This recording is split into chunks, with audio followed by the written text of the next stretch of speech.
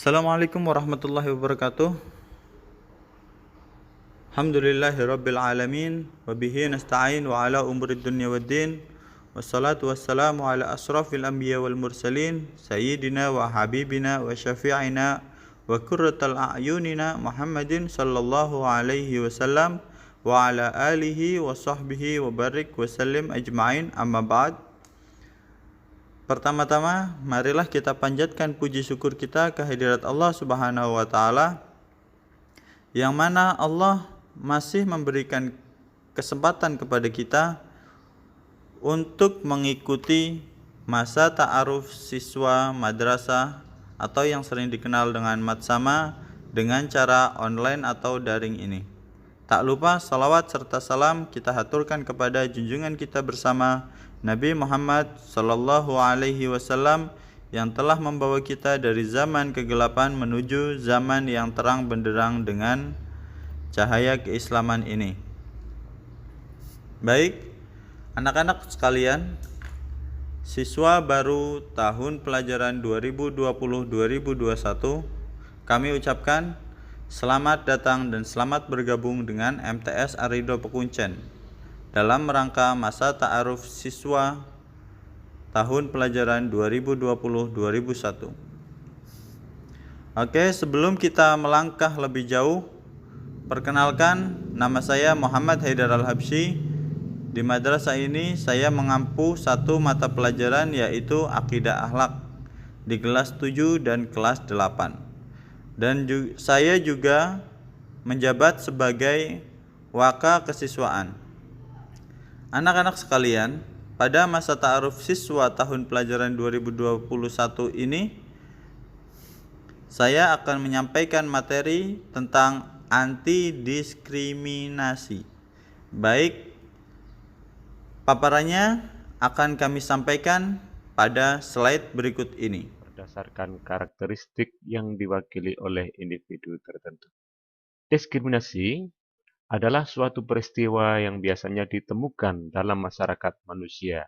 Itu karena kecenderungan manusia untuk membeda-bedakan satu orang dengan orang lainnya. Ketika seseorang diperlakukan secara tidak adil karena karakteristik suku, antar golongan, jenis kelamin, ras atau warna kulit, agama dan kepercayaan, kondisi fisik atau karakteristik lain yang diduga merupakan dasar dari sikap diskriminasi maupun anti-diskriminasi. Kalau kita pelajari bersama, macam-macam diskriminasi itu ada diskriminasi umur, yaitu individu diberi layanan yang tidak adil karena tergolong dalam lingkungan umur tertentu. Contohnya, remaja dianggap orang yang sering menimbulkan masalah, sehingga muncullah istilah masalah remaja. Yang kedua, diskriminasi gender atau jenis kelamin, yang mana pada hal ini individu diberi layanan yang tidak adil karena jenis kelamin mereka. Contoh, siswan wanita pada saat piket kelas selalu mendapat banyak tugas untuk membersihkan kelas, sedangkan yang laki-laki bermalas-malasan saja.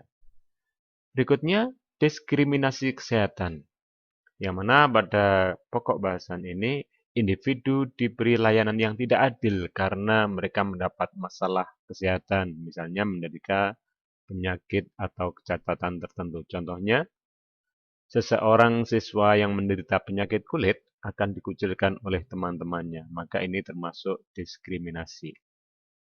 Berikutnya adalah diskriminasi ras atau warna kulit. Individu dikucilkan oleh teman-temannya karena berkulit hitam, misalnya seperti itu. Kemudian diskriminasi agama. Seorang siswa yang agamanya berbeda dikucilkan oleh teman-temannya. Itulah di antara jenis-jenis diskriminasi yang bisa kita pelajari di matsama ini. Anak-anakku sekalian, untuk menghindari terjadinya perilaku diskriminatif, maka setiap individu perlu, yang pertama, menyadari bahwa manusia itu memiliki kedudukan yang sama di hadapan Allah Subhanahu wa taala, Tuhan yang Maha Kuasa.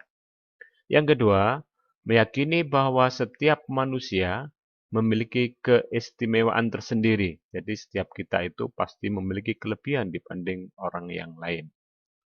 Nah, untuk memperkecil masalah yang timbul akibat dari pengaruh negatif keragaman, maka perlu dilakukan upaya-upaya seperti berikut ini. Yang pertama, menumbuhkan semangat religius atau semangat keagamaan, sehingga kalian semua harus memiliki jiwa keagamaan yang tinggi. Yang kedua, menumbuhkan semangat nasionalisme, bahwa kita itu satu bangsa dan satu tanah air. Yang ketiga, menumbuhkan semangat pluralisme. Indonesia ini bisa dibangun atas keberagaman, yang mana ada istilah Bhinneka Tunggal Ika. Yang keempat, menumbuhkan semangat humanisme, bahwa kita harus saling menghargai antara sesama manusia. Yang kelima, mengadakan dialog antar umat beragama. Yang keenam, adanya keterbukaan, kedewasaan sikap dalam berpikir, atau bisa diistilahkan berpikir global. Yang ketujuh, kesadaran kebersamaan dalam bermasyarakat dan berbangsa Indonesia.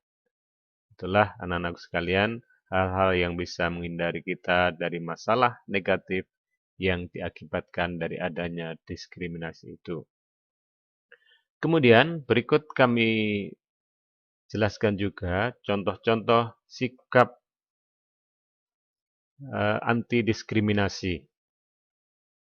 Antara lain, di antara kalian tidak membedakan antara siswa yang kaya dan siswa yang miskin. Kemudian yang kedua, rukun dalam kehidupan beragama meskipun agamanya berbeda. Yang ketiga, tidak membeda-bedakan ras atau warna kulit. Kemudian yang keempat, tidak membeda-bedakan antara laki-laki dan perempuan atau diistilahkan adanya kesetaraan. Demikianlah paparan tentang materi diskriminasi yang dapat saya sampaikan. Kurang lebihnya saya mohon maaf. Wabillahi taufiq wal hidayah. Assalamualaikum warahmatullahi wabarakatuh.